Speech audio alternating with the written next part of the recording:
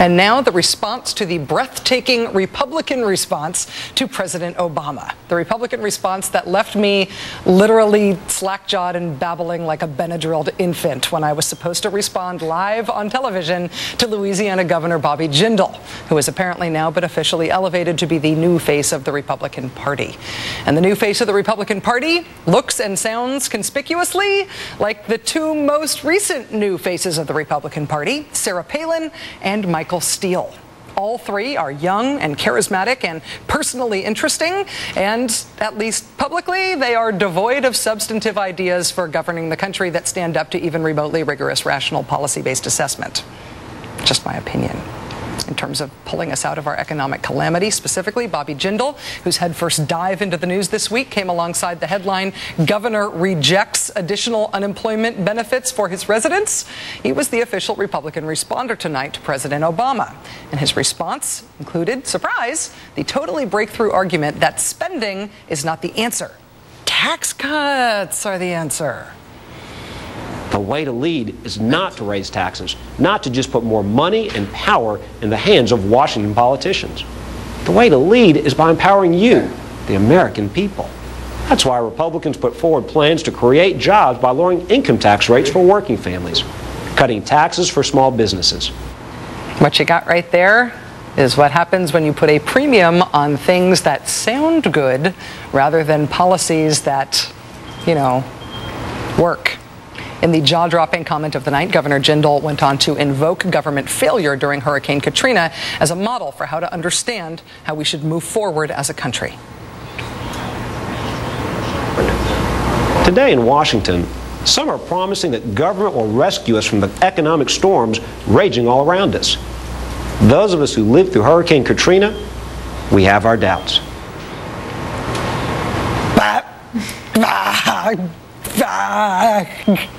I thought I could come up with words again, hearing it the second time around. Honestly, I can't. The idea being that since government failed during Hurricane Katrina, we should understand not that government should not be allowed to fail again, but that government is inherently fail. That government never works. That government can't work, and therefore we should stop seeking a functioning government. Stunning. We need to bring transparency to Washington, D.C., so we can rid our capital of corruption and ensure that we never see the passage of another trillion-dollar spending bill that Congress hasn't even read and the American people haven't even seen. That stimulus bill passed because of corruption. There is this cool new website called recovery.gov, also financialstability.gov. There is kind of a new transparency thing happening in Washington. Welcome aboard, Governor! Bobby Jindal is the latest future of the Republican Party. Are you wondering why they chose him? Well, consider the faces they have elevated since John McCain was chosen as the party's 2008 standard bearer. Their first choice was Sarah Palin as John McCain's number 2. John McCain reportedly was not that interested in picking her. Party influences suggested that he ought to. He ended up with her, and well, we know how that worked out. Since then, the party has chosen Michael Steele to chair the Republican National Committee. And tonight, they chose Bobby Jindal to respond to the not State of the Union. Beyond being youngish and interesting-ish and charismatic-ish, all three of these Republican leaders are also sort of past the far end of the bell curve when it comes to their beliefs on social issues. Sarah Palin, as you know, pushed for teaching creationism and intelligent design in public schools. This week, Michael Steele was asked if the GOP would consider civil unions for gay couples. His response, quote, "No, no, no. What would we do that for? What? Are you crazy? No." This from the new chair of the Republican Party, who had suggested reaching out to Republican voters who might disagree with Republican orthodoxy on gay rights issues. And then there's Governor Jindal. On the issue of abortion, say, while some conservatives are willing to make exceptions in cases of rape and incest, Bobby Jindal is a purist, saying, quote, "I am 100% anti-abortion with no exceptions." In other words, the new leadership of the Republican Party is off the right-hand end of the bell curve of American public opinion. And then there is the similarity among these new faces of republicanism on policy or the lack thereof. There is an argument to be made that the new leadership of the Republican Party represents, take your pick, the nonsense wing of the party, the know-nothing wing of the party. In other words, members of the party that favor bumper stickers over effective plans. Drill, baby, drill, say. Sarah Palin once trying to explain the Wall Street bailout by going into a disjointed dissertation on health care reform. In opposing the stimulus, Michael Steele trying to argue that government has never created a job.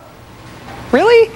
Bobby Jindal, you have an Ivy League education and a Rhodes Scholarship and high-level posts in state and federal government with experience in healthcare reform, left me speechless in the immediate wake of his mindless policy-free response to the president's address and is turning down extension of unemployment benefits in his home state, saying that they are wasteful, even though they are the most economically stimulative thing we can measure in terms of federal policy.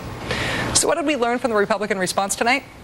That membership among the new faces of the GOP has very narrow membership requirements indeed, and they are of limited appeal, limited use, with the country circling the drain. Joining us now is national correspondent for Air America Radio and contributor to the Daily Beast, Anna Marie Cox. Anna, it is always great to talk to you. You are often more rational on these issues than I am. Am I right in this case? Do you feel less stressed out about this than I do? I don't know if I feel less stressed out, but I do have a word that I go to when I'm inarticulate, which is "gah," and I gift that to you. Gah! Ah. Yeah. It's the G-A-H. You feel free to use it. I was speechless twice in hearing the Katrina response, because the implication of it is not that the lesson to have learned from Katrina is that we ought to make the government work better because we need the government for some stuff, but that we don't need the government because the government can't do anything. Yeah, we ought to just become. You better not trust that government. Yeah, ever. Yeah, it was a very strange and counterintuitive thing to do. I also particularly like the section where he said, the GOP has lost your trust and we deserve to lose your trust. But trust us. Because we will get it right next time. We have a vast array of policies and things to trust us about that we have not told you about yet, apparently. It sort of goes against the very idea of trust. Also, he invoked the fictitious high-speed rail line from Disneyland to Las Vegas. I love that they picked Disneyland, especially because the thing apparently only exists in the Disneyland of the mind. Right, exactly. It's not a monorail. You know that's a different idea, right? Goes to the right Springfield, I believe. Homer is a conductor. Well, yeah, that's exactly right. And the nuclear power plant. Yeah. Now, what do you make of this idea, though, that there is a similarity to be gleaned between Sarah Palin, Michael Steele, and Bobby Jindal? Those are the three Republicans, with the possible exception of Eric Cantor, who's sort of moved up on his own steam. Right. Those are the three Republicans who have really sort of been picked by the party since they chose John McCain. Do you see them of being of a type, of a sort? I do, and I think that you used the word interesting-ish, which I will now borrow from you. You can have I'll have interesting-ish, right. Which I think describes them all perfectly. They all do have things about them that don't perfectly fit the party stereotype, let's put it that way, and whether it's just the color of their skin or their genitals. I don't want to talk about the color of genitals. I meant what type they possess. Yeah. But policy-wise, they don't have a lot that's different from the conservative core of the party. There is a lot about them that is simply stage dressing, and it is curious to me how tone deaf they are on people wanting, not realizing that people now seem to be hungry for substantive answers to policy. The one thing about that speech that was really striking, it didn't go into detail in a wonkish way like Clinton used to, but it was very specific and asked for very specific things from the American people. President Obama's speech. Yes, President Obama's speech asked for very specific things from the American people. Jindal's response didn't, and I also don't think that Steele or Palin have yet to come up with a kind of call that would attract people to want to be part of their movement. Michael Steele's most specific thing he said to date was that he would welcome one-armed midgets into the party. Yes. Which I believe he can have them. I mean, not to be, I am not biased on that at all. You are also trying to reach out in that direction. I also, with one hand, yes. National correspondent for Air America Radio, contributor to the Daily Beast, Anna Marie Cox. Nice to see you. Thanks for coming in. Thank you. Gah. Sorry. So where in the pantheon of presidential addresses do we put tonight's speech?